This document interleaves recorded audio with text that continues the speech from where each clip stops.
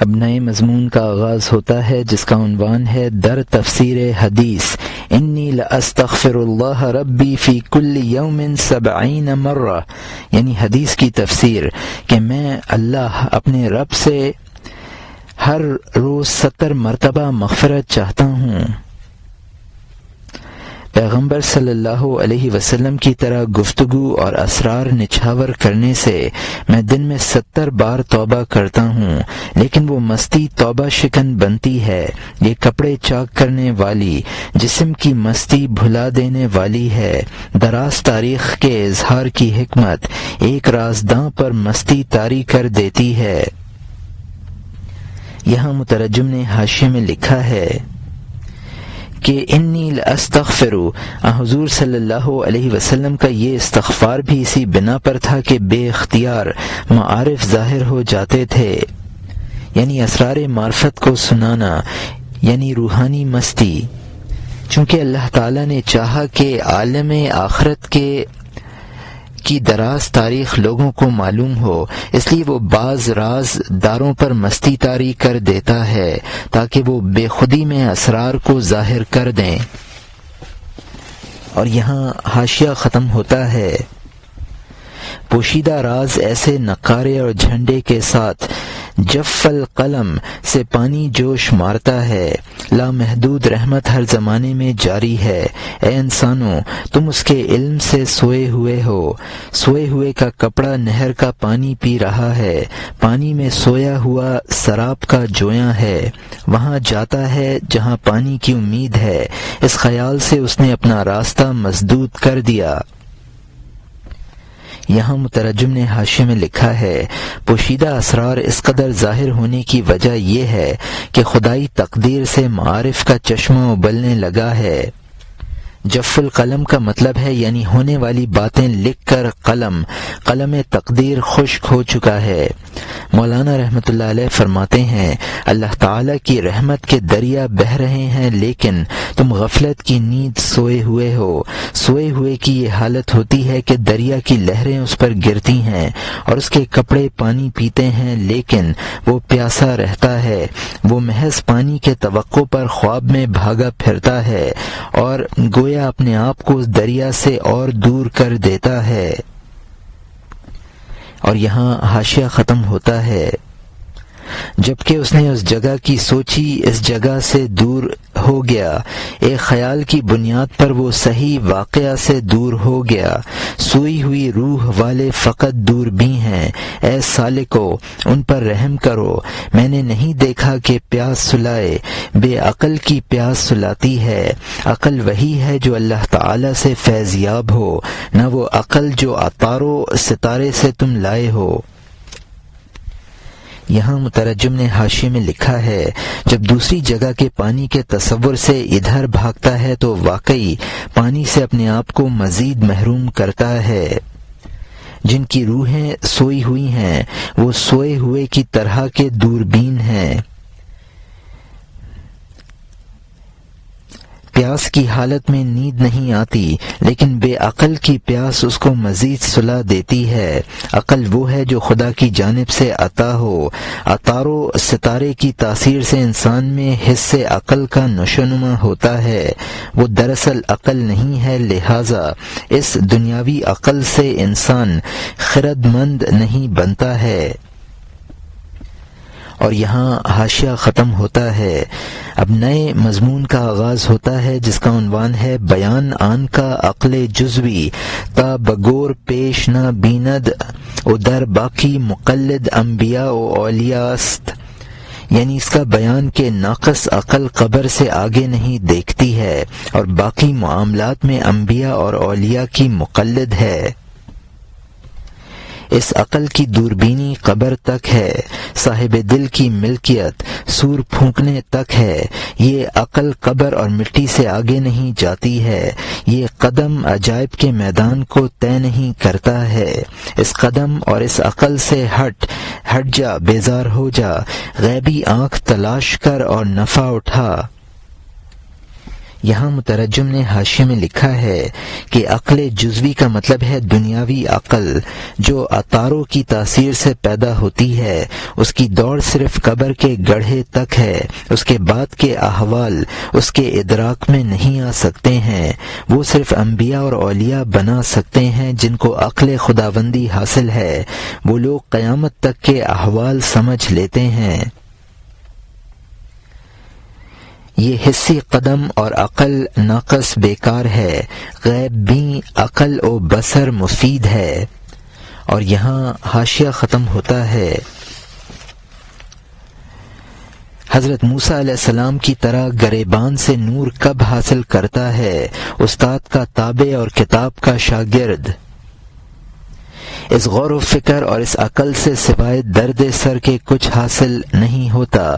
تو غور و فکر چھوڑ اور انتظار اختیار کر، باتیں بنانے سے بلندی نہ چاہو، منتظر کے لیے کہنے سے سننا بہتر ہے۔ تعلیم کا مقام ایک قسم کی خواہش نفسانی ہے، نفسانی ہر خیال راستے کا بت ہے۔ اگر ہر بیہودہ اپنی بڑائی کی وجہ سے پتہ پا لیتا تو خدا اتنے رسول کب بھیجتا؟ یہاں مترجم نے حاشیے میں لکھا ہے، اس غور و فکر سے قطع نظر کر اور مجاہدات میں مصروف رہ کر انتظار کر تاکہ تجھے نور موسوی میسر آ جائے۔ جو مجاہدات کی حالت میں انتظار میں ہے اس کے لیے بولنا مفید نہیں ہے، سننا مفید ہے۔ علوم ظاہری کی خواہش کی بنیاد جاہ اور رتبہ ہے، جو خواہش نفس ہے، اور خواہش نفس کو پورا کرنا راہ طریقت میں بت پرستی ہے۔ اگر انسان کی بڑائی کی بنیاد پر اسرار معرفت حاصل ہوا کرتے تو رسولوں کی بعثت بیکار تھی۔ اور یہاں حاشیہ ختم ہوتا ہے۔ ناقص عقل بجلی اور چمک کی طرح ہے، چمک میں دخش تک کہاں جایا جا سکتا ہے؟ بجلی کی چمک راستہ طے کرنے کے لیے نہیں ہے، بلکہ وہ ابر کو حکم ہے کہ تو رو۔ ہماری عقل کی چمک رونے کے لیے ہے تاکہ روئے، فنا عشق میں ہے۔ یہاں مترجم نے حاشیے میں لکھا ہے، انسان کی ناقص عقل آسمان کی بجلی کی کوند کی طرح ہے جس کے ذریعے راستہ طے نہیں ہو سکتا۔ وحش ایک جگہ کا نام ہے، بجلی کی کوند راستہ طے کرنے کے لیے نہیں ہے، وہ تو ابر کو یہ حکم دینے کے لیے ہے کہ رو، یعنی آنسو برسا۔ عقل انسانی کی کوند بھی اسی لیے ہے کہ انسان عشق الہی میں روئے، اسی سے فنا کا مقام حاصل ہوتا ہے۔ اور یہاں حاشیہ ختم ہوتا ہے۔ بچے کی عقل نے کہا مکتب میں جا، لیکن اس کو وہ خود سکھا نہیں سکتی۔ بیمار کی عقل اس کو طبیب کے پاس لاتی ہے، لیکن دوا تجویز کرنے میں اس کی عقل صحیح پہنچنے والی نہیں ہے۔ یہ شیطان آسمان کی جانب گئے، عالم بالا کے رازوں پر کان لگایا، ان رازوں میں سے کچھ اچک لے گئے تو شہابوں نے فوراً انہیں آسمان سے بھگا دیا۔ یہاں مترجم نے حاشیے میں لکھا ہے، عقل ناقص کی مثال بچے کی عقل کی سی ہے۔ وہ عقل بچے کو یہ بتاتی ہے کہ مکتب میں جا، لیکن وہ عقل اس کو تعلیم نہیں دے سکتی۔ بیمار کی عقل اس کو طبیب کے پاس جانے پر مجبور کرتی ہے، لیکن اس کے لیے دوا تجویز نہیں کر سکتی۔ اسی طرح عوام کی عقل ان کو نبی اور ولی تک پہنچا سکتی ہے، اسرار کا سکھانا اس نبی اور ولی کا کام ہے۔ شیاطین براہ راست اسرار معلوم کرنے کی کوشش کرتے ہیں تو ان کو شہاب ثاقب مار گراتے ہیں، اور ان کو حکم ملتا ہے کہ اسرار کی تعلیم نبی سے حاصل کرو۔ اور یہاں حاشیہ ختم ہوتا ہے کہ جاؤ وہاں ایک رسول آ گیا ہے، تم جو چاہتے ہو اس سے ہاتھ آئے گا، گر ہمی جو ادرے بے بہا ادخل الابیات من ابوابہا، اگر تم گراں قدر موتی تلاش کرتے ہو گھروں میں ان کے دروازوں سے داخل ہو، دروازے کی کنڈی بجا اور دروازے پر ٹھہر، اس لیے کہ آسمان کے بالا خانے کی جانب تمہارے لیے راستہ نہیں ہے، اس دراز راستے کی ضرورت نہیں ہے، ہم نے خاکی کو راز کے بھید دے دیے ہیں، اگر تم خائن نہیں ہو تو اس کے سامنے آؤ، اس سے گنا بن جاؤ گے اگرچہ تم نرکل ہو۔ یہاں مترجم نے حاشیے میں لکھا ہے در بے بہا یعنی اسرار معرفت، ابوابہا کا مطلب ہے اسرار حاصل کرنے کا راستہ، نبی اور ولی کی ذات ہے۔ دروازے سے داخل ہونے کا مطلب یہ ہے کہ دروازے پر جا کر کنڈی بجا اور کھڑا رہ، جب اجازت ہو تو اندر جا۔ ان سے کہہ دیا جاتا ہے کہ آسمانوں کا طویل سفر کرنے کی ضرورت نہیں ہے، ہم نے خاکی یعنی نبی کو اسرار بتا دیے ہیں، اس سے جا کر سیکھو، تم نرکل ہو اس کی محبت سے گنا بن جاؤ گے۔ اور یہاں حاشیہ ختم ہوتا ہے وہ رہنما تیری خاک سے سبزہ اگا دے گا، وہ جبرائیل کے گھوڑے کے سم سے کم نہیں ہے، تو اثر نو سبزہ بن جائے گا، تازہ بن جائے گا، اگر تو کسی جبرائیل کے گھوڑے کی خاک بن جائے گا، جان عطا کرنے والا سبزہ جس کو سامری نے بچھڑے میں رکھ دیا یہاں تک کہ وہ جوہر والا ہو گیا، اس سبزے سے وہ جاندار ہو گیا اور بولنے لگا، اس طرح بولنا کہ دشمن کے لیے فتنہ بن گیا۔ یہاں مترجم نے حاشیے میں لکھا ہے وہ نبی اور ولی تمہاری خاک سے سبزہ اگا دے گا، کیونکہ وہ مرتبے میں حضرت جبرائیل علیہ السلام کے گھوڑے کی سم سے کم نہیں ہے۔ حضرت جبرائیل علیہ السلام جب اسرائیلیوں کی مدد کے لیے آئے تو ان کے گھوڑے کا قدم جس جگہ پڑتا تھا وہ سرسبز ہو جاتی تھی، سامری نے یہ دیکھ کر اس کے قدم کی مٹی اٹھا کر گو سالے میں ڈالی، جس سے اس میں زندگی کے اثرات پیدا ہو گئے۔ اس وقت تو مومن تھے لیکن سامری کے بہکانے کے بعد وہ مشرک ہو گئے تھے۔ اور یہاں حاشیہ ختم ہوتا ہے اگر تم رازدار کی جانب امانت دار بن کر آؤ گے تو باز کی طرح سر کی ٹوپی سے نجات پا جاؤ گے۔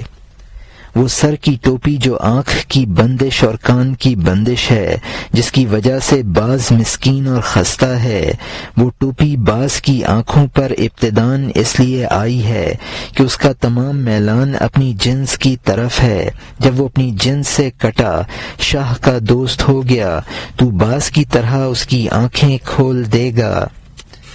یہاں مترجم نے حاشیے میں لکھا ہے اگر تم اولیاء کی صحبت دیانتداری سے اختیار کرو گے تو وہ پردہ ہٹ جائے گا جو غیبی چیزیں دیکھنے سے مانع ہے۔ بعض جب تک مالک سے مانوس نہیں ہوتا اس کے سر پر ایک ٹوپی اس طرح اڑائی جاتی ہے جس سے اس کی آنکھیں اور کان چھپے رہتے ہیں۔ یہ ٹوپی اس لیے اڑائی جاتی ہے کہ اس کا میلان مالک کی طرف نہیں ہوتا اور دوسرے بازوں کی طرف ہوتا ہے۔ جب انسان کا دنیاوی چیزوں کی طرف میلان ختم ہو جاتا ہے تو اس کا پردہ ہٹا دیا جاتا ہے، جیسا کہ باز ہم جن سے کٹ کر مالک کی طرف مائل ہو جاتا ہے تو اس کے سر کی ٹوپی ہٹا دی جاتی ہے۔ اور یہاں مترجم کا حاشیہ ختم ہوتا ہے اللہ تعالیٰ نے شیطانوں کو اپنی گھات سے بھگا دیا، ناقص عقل کو اپنے مستقل ہونے سے بھگا دیا کہ خود سری نہ کر، تو مستقل نہیں ہے بلکہ تو ولی کا شاگرد اور صاحب استعداد ہے۔ جلد دل کے پاس جا کیونکہ تو ولی کا جز ہے، خبردار تو منصف بادشاہ کا غلام ہے، اس کی غلامی بادشاہت سے بہتر ہے، میں بہتر ہوں کا دعویٰ شیطانی ہے۔ اے کمینے تو فرق سمجھ لے اور اختیار کر، آدم علیہ السلام کی بندگی شیطان کے تکبر کے بجائے۔ جو راہ کا سورج ہے اس نے کہا ہے طوبیٰ کا لفظ ہر اس شخص کے لیے ہے جس کا نفس ذلیل ہوا، طوبیٰ کا سایہ دیکھ لے اور آرام سے سو، سر رکھ دے سرکش کے سایہ میں نہ سو، ذلت نفسہ کا سایہ بہترین خوابگاہ ہے، صفائی کی استعداد رکھنے والوں کے لیے خوابگاہ ہے، اگر تو اس سائے سے خودی کی طرف جائے گا فوراً سرکش بن جائے گا اور راستہ گم کر دے گا۔ یہاں مترجم نے حاشیے میں لکھا ہے اللہ تعالی نے شیطانوں کو گھات سے مار کر اس لیے بھگایا ہے کہ ناقص عقل والے کو مستقل نہ بننا چاہیے اور خود سری چھوڑ کر کسی ولی کی شاگردی کرنی چاہیے اور اپنی استعداد کو بروئے کار لانا چاہیے۔ ناقص عقل والے کو شیخ کامل کا غلام بننا چاہیے، اس کے لیے غلامی سلطانی سے بہتر ہے۔ انا خیر یعنی شیطان نے حضرت آدم علیہ السلام کے مقابلے میں اپنے آپ کو ان سے افضل قرار دیا تھا۔ آدم علیہ السلام نے بندگی اختیار کی اور شیطان نے کبر کیا، دونوں کا فرق سمجھ لے کیا نتیجہ نکلا۔ حدیث شریف ہے جنت میں ایک درخت ہے جس کا سایہ عظیم الشان اور خوشگوار ہے اور اس کو طوبیٰ کہا ہے۔ اور یہاں حاشیہ ختم ہوتا ہے، اب نئے مضمون کا آغاز ہوتا ہے جس کا عنوان ہے بیان آیہ کریمہ یا ایھا الذین آمنوا لا تقدموا بین ید اللہ ورسولہ واتقوا اللہ، یعنی آیت کریمہ کا بیان، اے مومنو پیش قدمی نہ کرو اللہ اور اس کے رسول کے سامنے اور اللہ سے ڈرو۔ حکیم سنائی رحمۃ اللہ علیہ نے کہا ہے جب تو نبی نہیں ہے امتی بن، جبکہ تو بادشاہ نہیں ہے رعیت بن، تو خاموشوں کا پیرو اور خاموش بن اور خودی سے تکلیف کی رائے نہ اختیار کر۔ تو پیرو ہے فرما برداری سے چپ رہ، استاد اور شیخ کے حکم کے سایہ تلے، تو پیرو ہے چپ ہو جا اور خاموش رہ، اپنے وجود کو والی یعنی حاکم نہ بنا، ورنہ اگرچہ تو صاحب استعداد و قابلیت ہے تو کمال کی شیخی بگھارنے سے مسخ ہو جائے گا، استعداد اور تمناؤں سے بھی اگر تو عقل مند باخبر استاد سے سرکشی کرے گا۔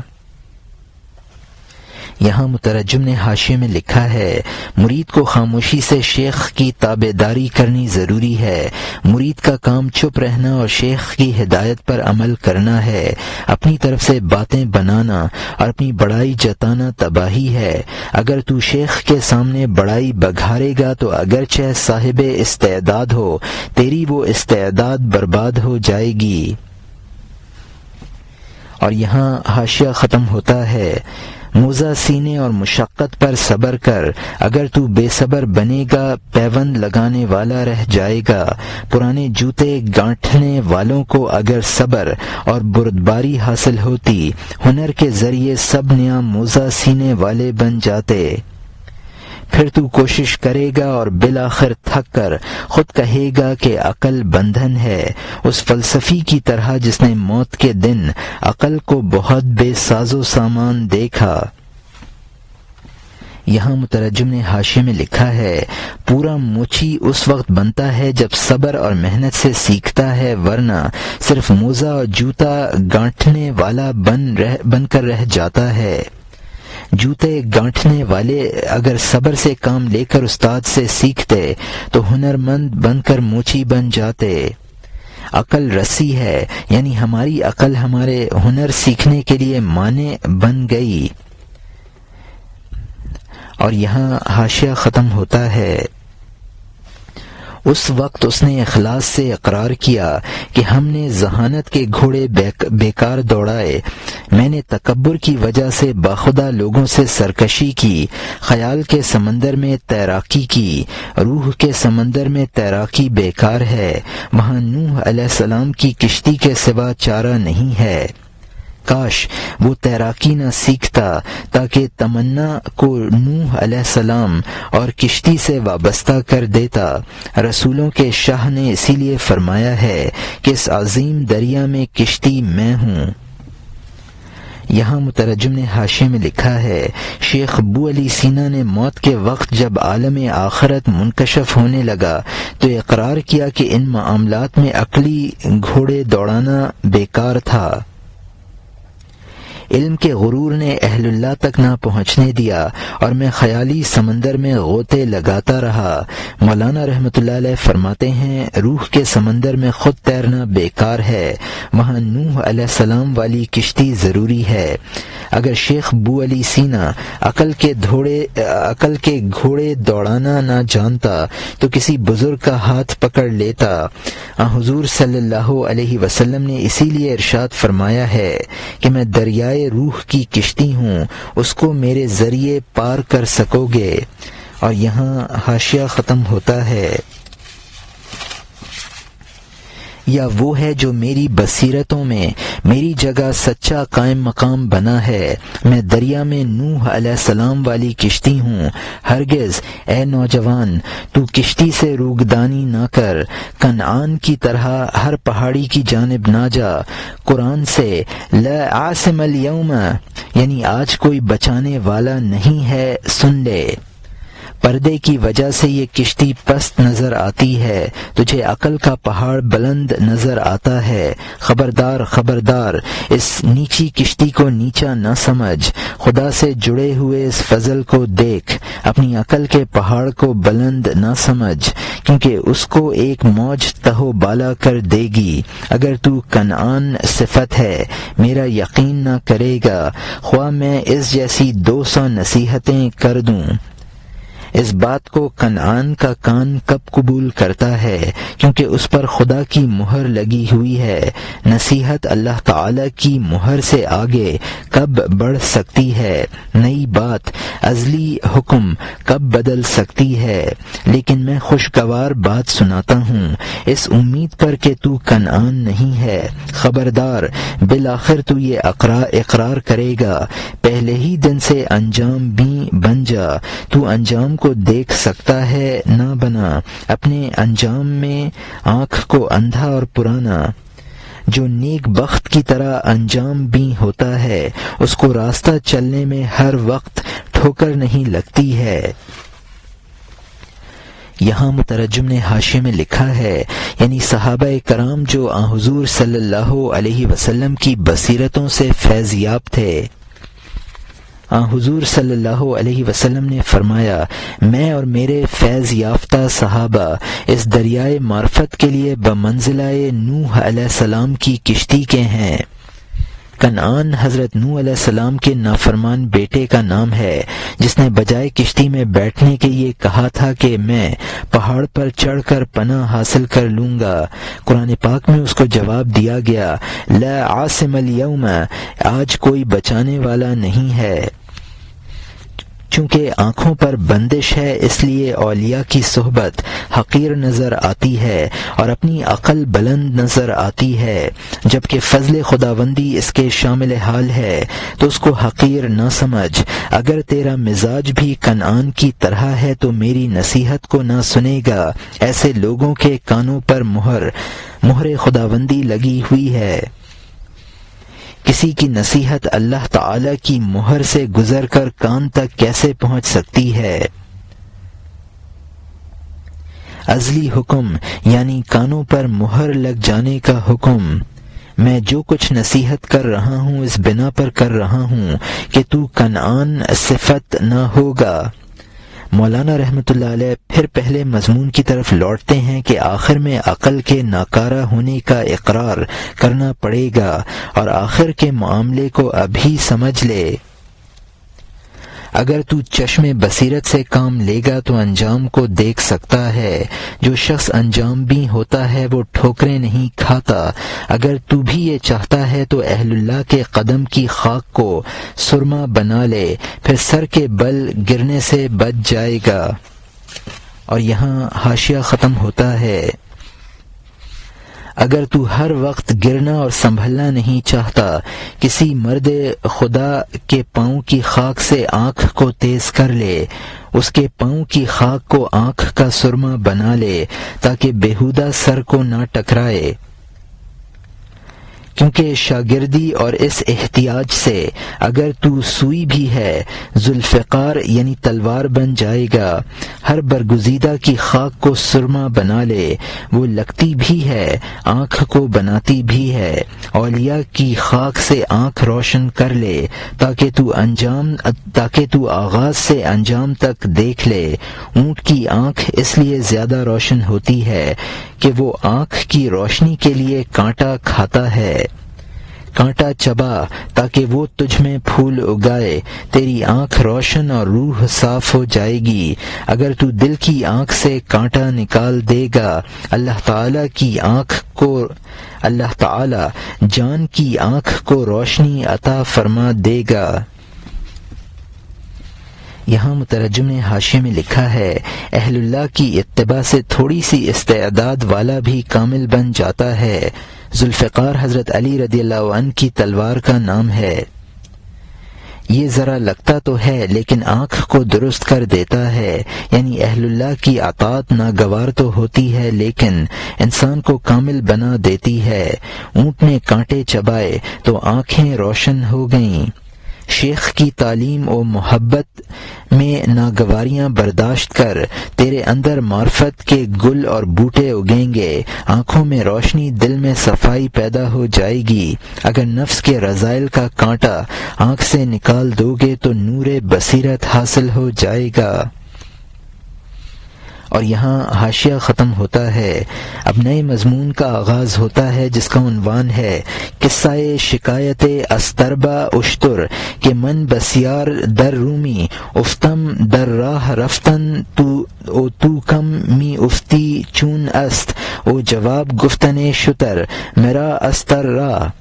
یعنی خچر کی اونٹ سے شکایت کا قصہ کہ میں راستہ چلنے میں منہ کے بل بہت گرتا ہوں اور تو نہیں گرتا، یہ کیوں ہے؟ اور اونٹ کا خچر کو جواب دینا.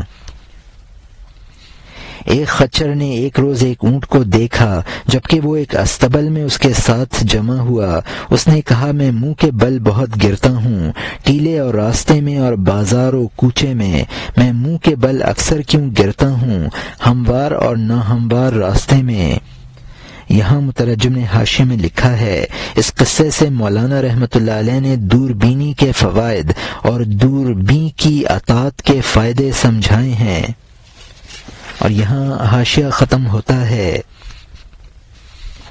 خصوصاً پہاڑ کے اوپر سے پہاڑ کے نیچے تک ہر وقت خوف سے میں منہ کے بل گر جاتا ہوں. کیا سبب ہے تو منہ کے بل نہیں گرتا ہے؟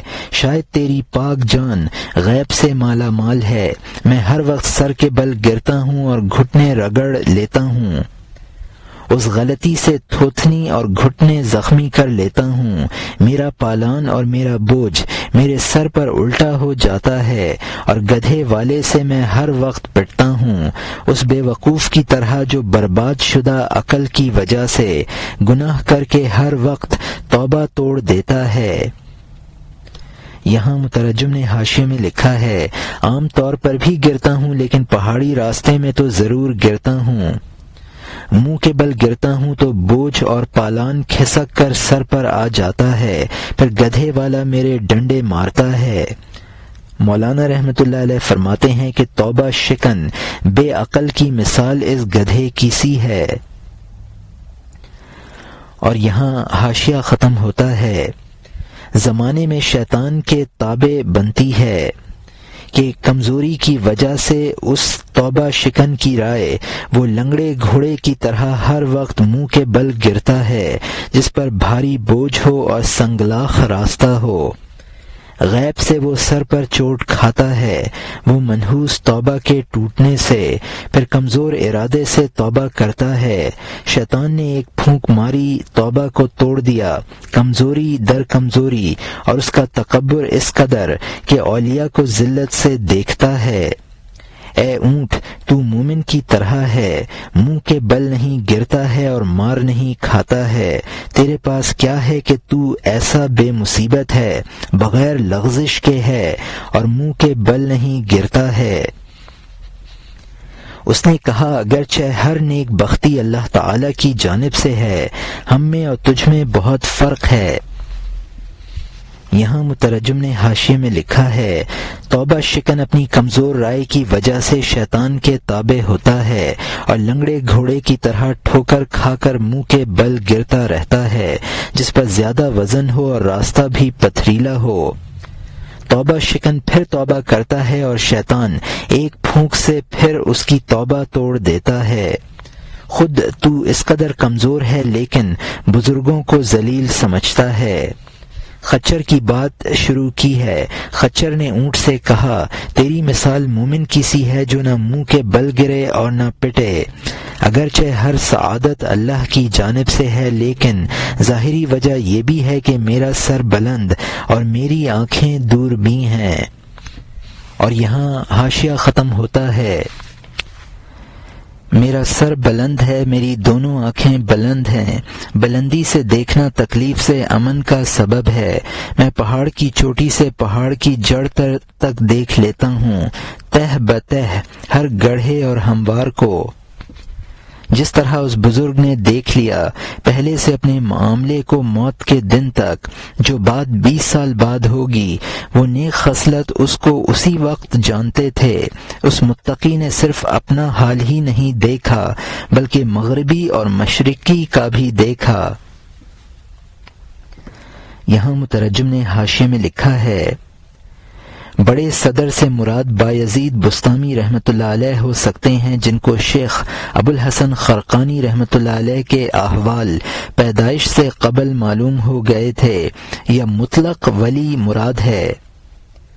کسی ولی کا کشف نہ اختیاری ہے اور نہ تمام اشیاء سے اس کا تعلق ہوتا ہے، بعض مستقبل میں ہونے والے واقعات منکشف ہو جاتے ہیں۔ اور یہاں حاشیہ ختم ہوتا ہے، نور اس کی آنکھ اور دل کو مسکن بناتا ہے۔ کیوں بناتا ہے؟ وطن کی محبت کی خاطر، جس طرح حضرت یوسف علیہ السلام کہ انہوں نے شروع ہی میں خواب میں دیکھ لیا تھا کہ ان کو چاند اور سورج نے سجدہ کیا 10 سال کے بعد، بلکہ اس سے بھی زیادہ میں جو کچھ یوسف علیہ السلام نے دیکھا تھا وہ ظاہر ہوا۔ وہ اللہ کے نور سے دیکھتا ہے، ینظر بنور اللہ لغو نہیں ہے۔ خدائی نور آسمان کو پھاڑنے والا ہوتا ہے، جا تیری آنکھ میں وہ نور نہیں ہے، تو حیوانی حس میں پھنسا ہے۔ تو آنکھ کی کمزوری کی وجہ سے صرف پاؤں کے آگے دیکھتا ہے، تو کمزور ہے اور تیرا پیشوا بھی کمزور ہے، ہاتھ اور پاؤں کا پیشوا آنکھ ہے، کیونکہ وہ صحیح اور غلط جگہ کو دیکھتی ہے۔ علاوہ ازیں میری آنکھ زیادہ روشن ہے، علاوہ ازیں میری پیدائش پاک ہے۔ یہاں مترجم نے حاشیے میں لکھا ہے، ولی کے کشف کی وجہ یہ ہے کہ نور اس کی آنکھ اور دل کو اپنا مسکن بنا لیتا ہے، کیونکہ ولی عالم غیب کا عاشق ہوتا ہے اور اس عشق سے نور پیدا ہوتا ہے۔ یوسف علیہ السلام نے خواب میں دیکھ لیا تھا کہ چاند اور سورج آپ کو سجدہ کر رہے ہیں، اور اس واقعے کا ظہور 10 سال بعد ہوا جبکہ ان کے بھائی ان کے سامنے سربسجود ہو گئے۔ ولی آنے والی بات کو اس لیے دیکھتا ہے کہ وہ نور خداوندی کے ذریعے دیکھتا ہے، اور نور خداوندی کے لیے کوئی آڑ نہیں ہو سکتی۔ عام انسان حصی آنکھ سے دیکھتا ہے جو ایک کمزور چیز ہے۔ انسان خود بھی کمزور ہے اور اس کا پیشوا یعنی حصی آنکھ بھی کمزور ہے، لہذا اس کو صرف سامنے کا اور تھوڑی دور کا نظر آتا ہے۔ دوسری بات یہ ہے کہ میری آنکھ زیادہ روشن ہے۔ تیسری بات یہ ہے کہ بے حکم میں حلالی اور پاک نسل کا ہوں، تو حرامی ہے۔ خچر سے پیدا نہیں ہوتا بلکہ گدھے اور گھوڑی کے میل سے پیدا ہوتا ہے۔ اور یہاں حاشیہ ختم ہوتا ہے، کیونکہ میں حلال اولاد میں سے ہوں، نہ کہ زنا اور گمراہوں کی اولاد، تو یقیناً زنا کی اولاد ہے۔ تیر ٹیڑھا اڑتا ہے جبکہ کمان ٹیڑھی ہو۔ یہاں مترجم نے حاشیے میں لکھا ہے، جب تیری ولادت ہی غلط ہے تو سارے کام غلط ہیں، اگر کمان ٹیڑھی ہو تو تیر ٹیڑھا اڑتا ہے۔ اور یہاں حاشیہ ختم ہوتا ہے۔ اب نئے مضمون کا آغاز ہوتا ہے جس کا عنوان ہے تصدیق کردن استر جوا بہائی استر را او اقرار آوردن بفضل او بر خود او ازو استعانت خواستن او بد او پناہ گرفتن بصدق او نواختن شتر او را او راہ نمودن او یاری دادن پدرانہ او شاہانہ، یعنی خچر کا اونٹ کے جوابوں کی تصدیق کرنا اور اپنے اوپر اس کی بڑائی کا اقرار کرنا اور اس سے مدد مانگنا اور سچائی سے اس کی پناہ پکڑنا اور اونٹ کا اس کو نوازنا اور پدرانہ اور شاہانہ طریقے پر اس کی رہنمائی اور مدد کرنا۔ خچر نے کہا اے اونٹ تو نے سچ کہا، یہ کہا اور آنکھوں میں آنسو بھر لایا، تھوڑی دیر رویا، اس کے پاؤں پڑا، کہا اے بندوں کے رب کے برگزیدہ، کیا نقصان ہوگا کہ اگر برکت کی وجہ سے تو مجھے غلامی میں قبول کر لے، تیری بزرگی بے شمار مجھ سے بڑھی ہوئی ہے، اپنی بڑائی کی وجہ سے میرا عذر قبول کر لے۔ اس نے کہا جب تو نے میرے سامنے اقرار کر لیا ہے، جا تو زمانے کے مصائب سے نجات پا گیا، تو نے انصاف کیا اور مصیبت سے چھوٹ گیا، تو دشمن تھا دوستوں میں سے ہو گیا، تیری ذات میں بد عادت اصلی نہ تھی، کیونکہ اصلی بد سے صرف انکار سرزد ہوتا ہے، وہ عارضی بد ہوتا ہے کہ جو خطا کا اقرار کر لے اور توبہ کی جستجو کرے۔ یہاں مترجم نے حاشیے میں لکھا ہے خچر نے اونٹ کی باتوں کی تصدیق کی اور رونے لگا، پھر اونٹ کے پاؤں پر گر پڑا اور بولا کہ میری غلطی معاف کر دیجیے اور اب تک اطاعت نہ کرنے میں میرا عذر قبول کر لیجیے۔ اونٹ نے خچر سے کہا اب جب کہ تو نے اپنے عیبوں کا اقرار کر لیا ہے اور مجھ سے دستگیری چاہی ہے، مصائب سے نجات پا گیا ہے، تیرے اقرار کی وجہ یہ ہوئی کہ یہ عیب تیرے اندر عارضی تھے، اگر اصلی ہوتے تو کبھی اقرار نہ کرتا، عارضی بد توبہ کر لیتا ہے۔ اور یہاں حاشیہ ختم ہوتا ہے۔ جیسے کہ حضرت آدم علیہ السلام ان کی لغزش عارضی تھی، لامحالہ انہوں نے فوراً توبہ کر لی، چونکہ شیطان کی خطا اصلی تھی، اس لیے عمدہ توبہ کی طرف اس کا راستہ نہ تھا۔ جا کہ تو خودی اور بد عادت سے نجات پا گیا، آگ کے شعلے اور درندوں کے دانت سے، جا کہ اب دولت تیرے ہاتھ آ گئی ہے، تو نے اپنے آپ کو دائمی خوش نصیبی سے وابستہ کر دیا ہے۔ ادخلی چوں فی عبادی یا فتی، ادخلی فی جنتی دریافتی، در عبادش راہ کر دی خویش راہ، رفتی اندر خلد از راہ خفا، اہدنا گفتی صراط المستقیم، دست تو بگرفت بردت تا نعیم، یعنی جب تو نے تیرے بندوں میں سے ہو جا کو پا لیا، جب تو نے میرے بندوں میں داخل ہو جا کو پا لیا، تو نے داخل ہو جا میری جنت میں کو حاصل کر لیا۔ جب تو نے اپنا راستہ اس کے بندوں میں بنا لیا ہے، تو غیر محسوس طریقے پر جنت میں چلا گیا ہے، تو نے ہم کو سیدھے راستے کی ہدایت دے کہا، اس نے تیرا ہاتھ پکڑا اور جنت میں لے گیا۔ اے پیارے تو آگ تھا نور بن گیا، تو کچا خوشہ تھا انگور اور منقع بن گیا، تو تارا تھا سورج بن گیا، خوش رہو اور بہتر تو اللہ تعالی ہی جانتا ہے۔ اے ضیاء الحق حسام الدین، تو لے اپنا شہد دودھ کی نہر میں ملا دے تاکہ وہ دودھ مزہ بدلنے سے محفوظ ہو جائے اور مزے کے سمندر سے مزید ذائقہ حاصل کرے۔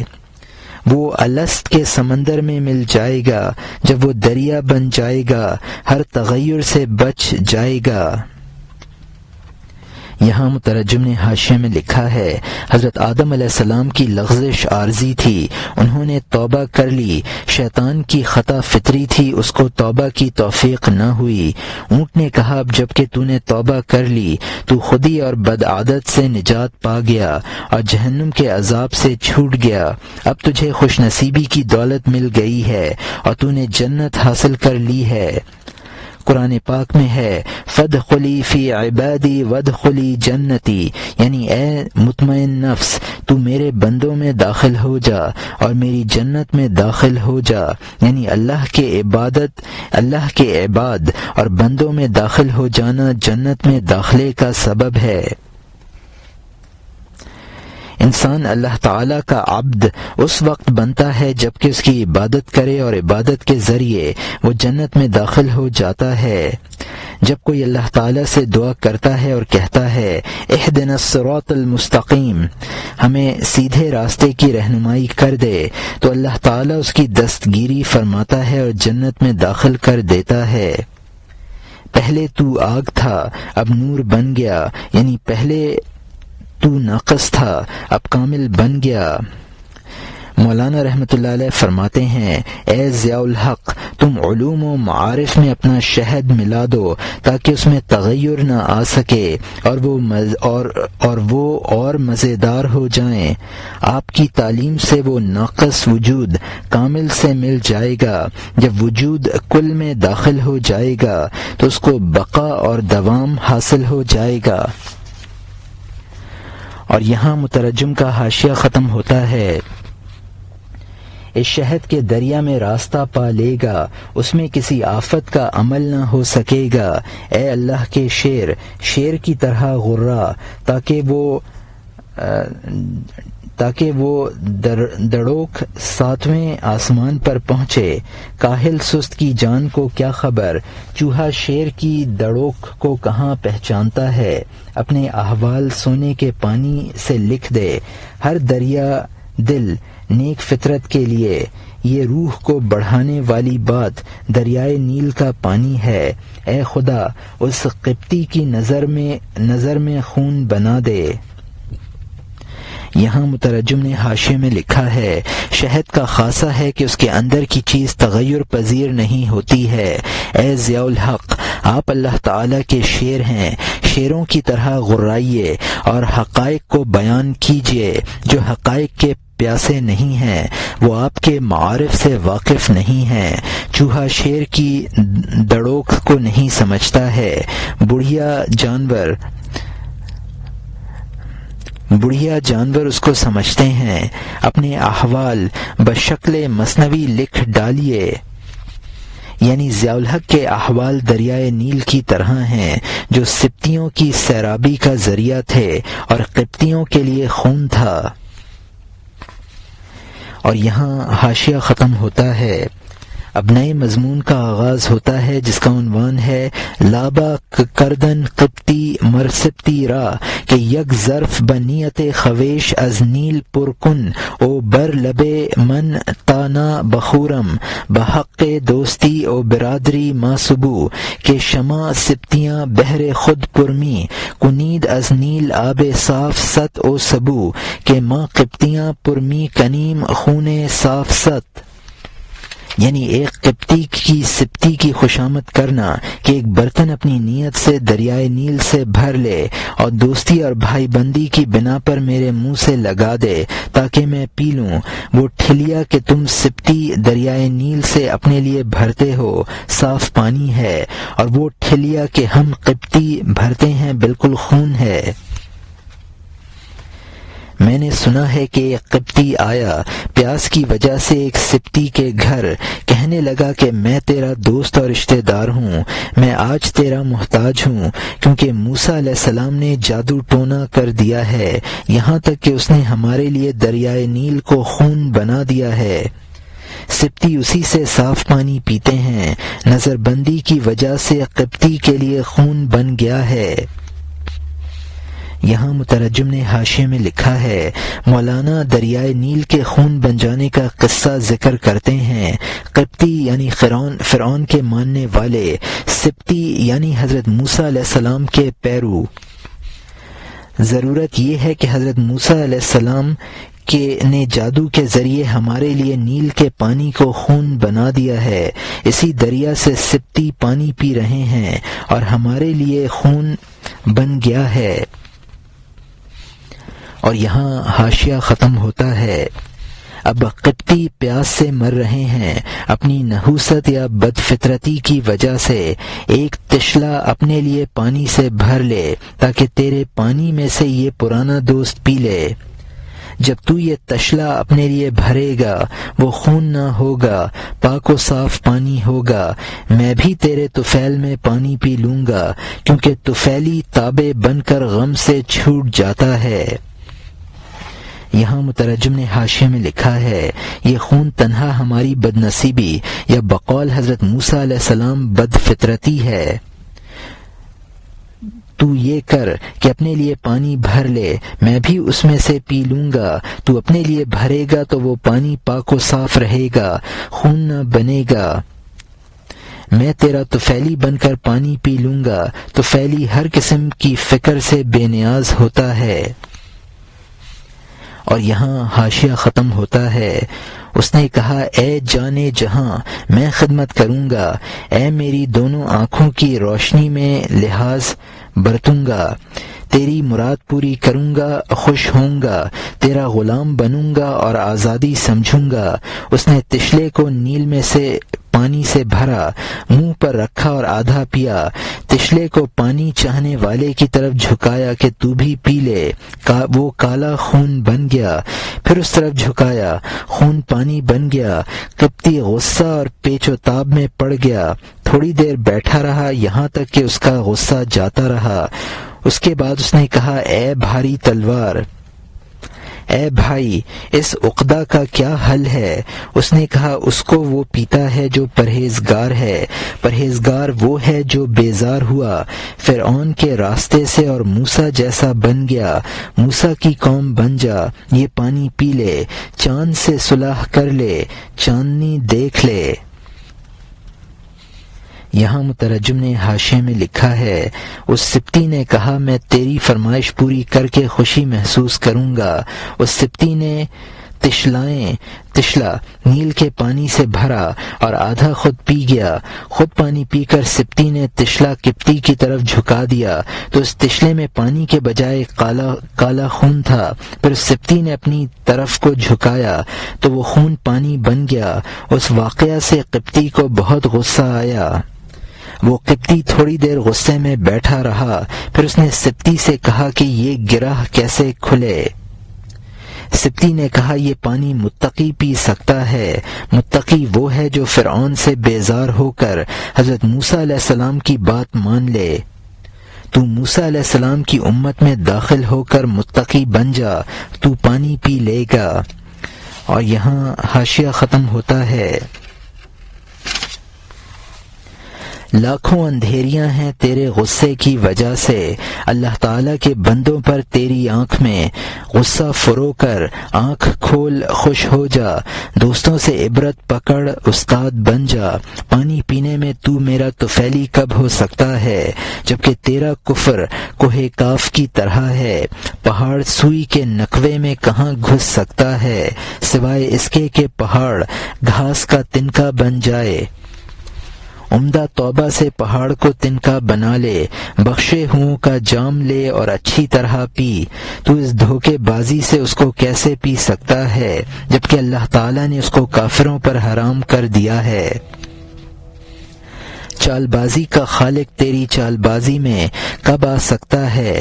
اے جھوٹوں کے جھوٹے، موسیٰ کی امت بن، کیونکہ چال بازی سے فائدہ نہیں ہے. تیری چال بازی خالی ہوا کو ناپنا ہے. یہاں مترجم نے حاشیے میں لکھا ہے چونکہ خدا کے مقبول بندوں پر تجھے غصہ آتا ہے لہٰذا تیری آنکھوں پر تاریکی کے پردے پڑے ہوئے ہیں. تیرے پہاڑ جیسے کفر کے ہوتے ہوئے نیل کا پانی پینا ایسا ہی ہے جیسا کہ سوئی کے نقوے میں پہاڑ کو داخل کیا جائے. اپنے کفر کے پہاڑ کو توبہ کے ذریعے گھاس کا تنکا بنا دے، پھر سبتیوں کا جام لے کر خوب پانی پی لے.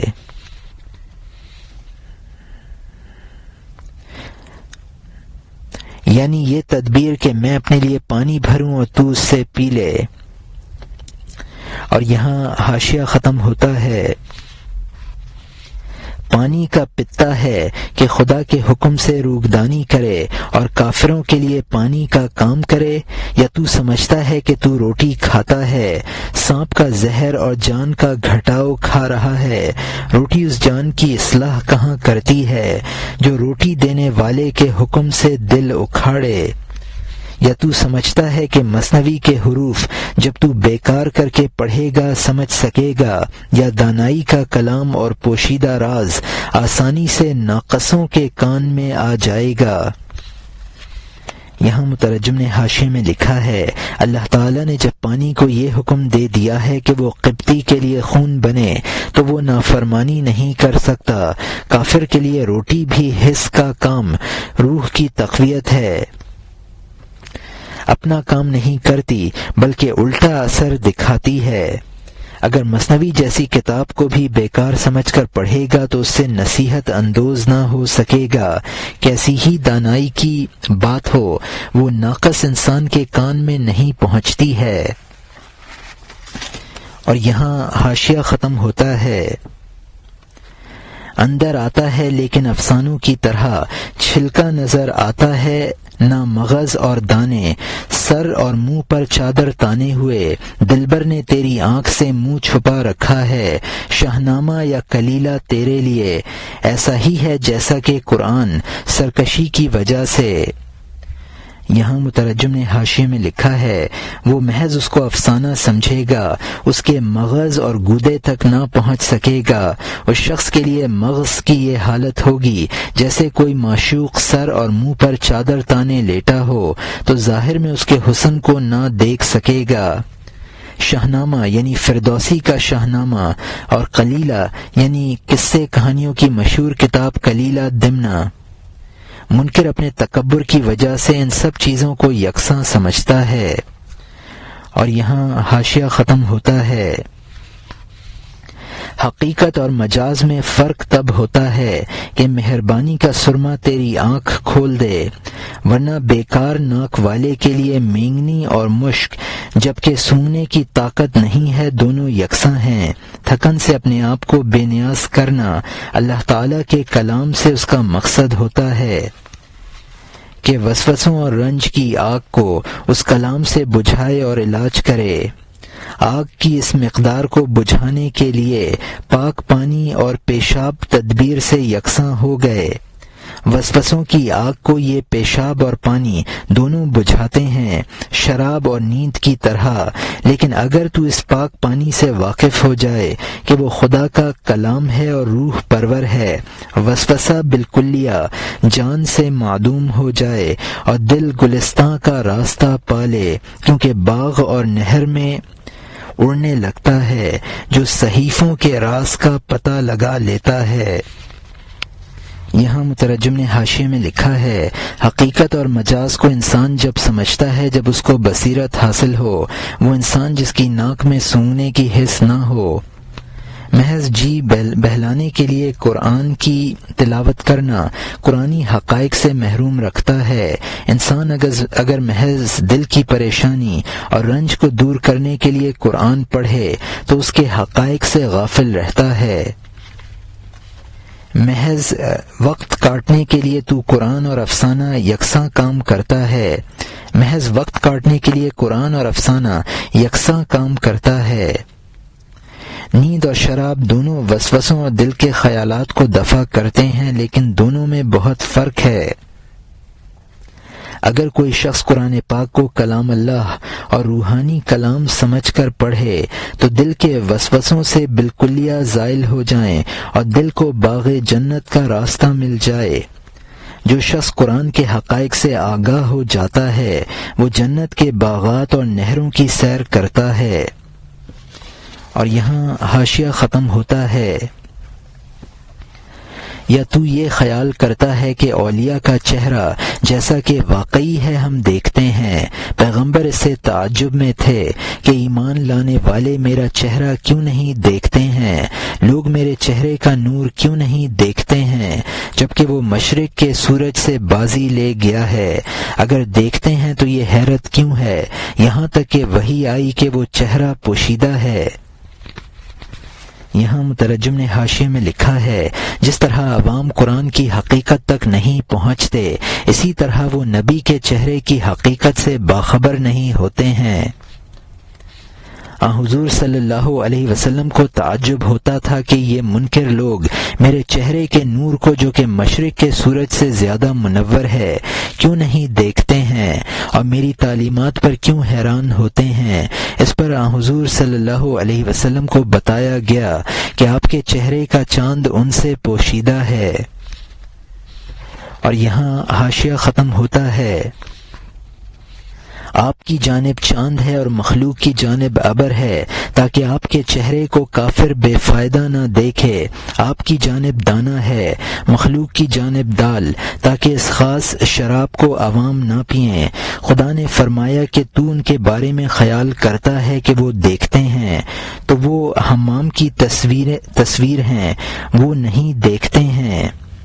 اے صورت پرست، صورت ظاہر کرتی ہے کہ اس کی دو مردہ آنکھیں دیکھنے والی ہیں، تصویر کی آنکھ کے سامنے تو عجب ادب بجا لاتا ہے۔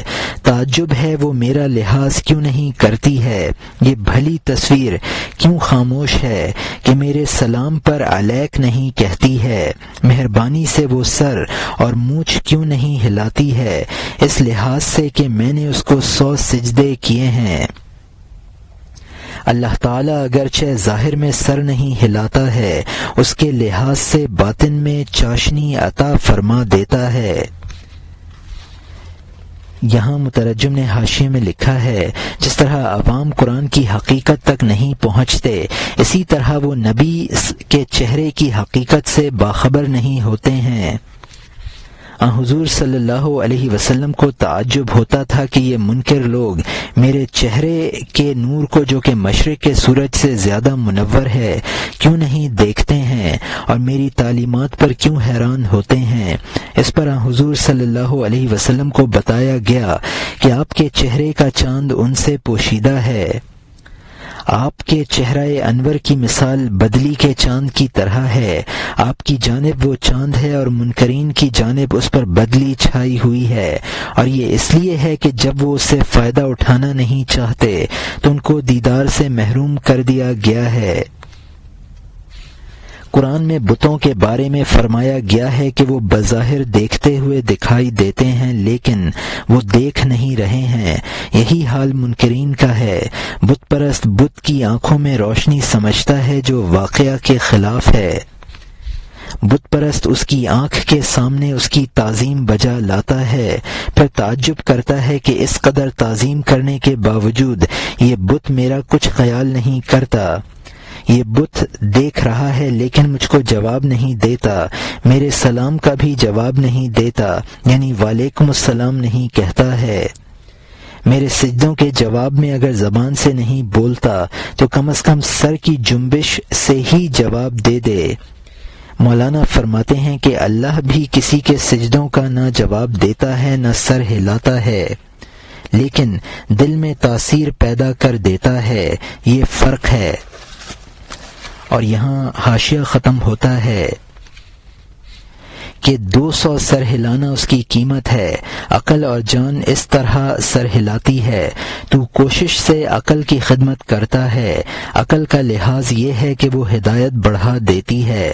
اللہ تعالیٰ بظاہر تیرے لیے سر نہیں ہلاتا ہے لیکن تجھے سرداروں کا سردار بنا دیتا ہے، خدا تجھے مخفی طور پر ایسی چیز عطا کر دیتا ہے کہ دنیا والے تجھے سجدے کرتے ہیں، جیسا کہ اس نے پتھر کو وہ ہنر عطا کر دیا کہ وہ لوگوں کا پیارا ہو گیا، یعنی سونا۔ پانی کا قطرہ اللہ تعالیٰ کی عنایت پا جاتا ہے، موتی بن جاتا ہے، سونے سے بازی لے جاتا ہے۔ وہ خاکی جسم ہے، اور جب خدا نے اس میں چمک دے دی، دنیا کو فتح کرنے میں چاند کی طرح استاد ہو گیا۔ خبردار، یہ طلسم ہے اور مردہ تصویر ہے۔ اس کی آنکھوں نے بے وقوفوں کو راستے سے ہٹا دیا ہے۔ وہ نظر آتا ہے کہ پلک جھپکا رہا ہے، بے وقوفوں نے اس کو دلیل بنایا ہے۔ یہاں مترجم نے حاشیے میں لکھا ہے کہ اپنے پوجنے والے کو خدا وہ مرتبہ عنایت فرما دیتا ہے کہ دنیا والے اس کے سامنے سر بسجود ہوتے ہیں۔ عبادت گزار کو خدا ایسا ہی کندن بنا دیتا ہے جس طرح پتھر کو سونا بنا دیتا ہے، سونا پتھر کی رگوں میں پیدا ہوتا ہے۔ اللہ تعالیٰ نے ماہ نیساں کے ابر کے ایک قطرے کو موتی بنا دیتا ہے جو سونے سے بھی بڑھ جاتا ہے۔ یہ پھر بت اور بت پرستوں کا بیان ہے۔ بت تراشی کے یہ کمالات تھے کہ بت کی چشم و ابرو پر مختلف تاثرات نظر آتے تھے، جیسا کہ ایلور اور ایجنٹا کے بتوں میں دیکھا جا سکتا ہے۔ اور یہاں حاشیہ ختم ہوتا ہے۔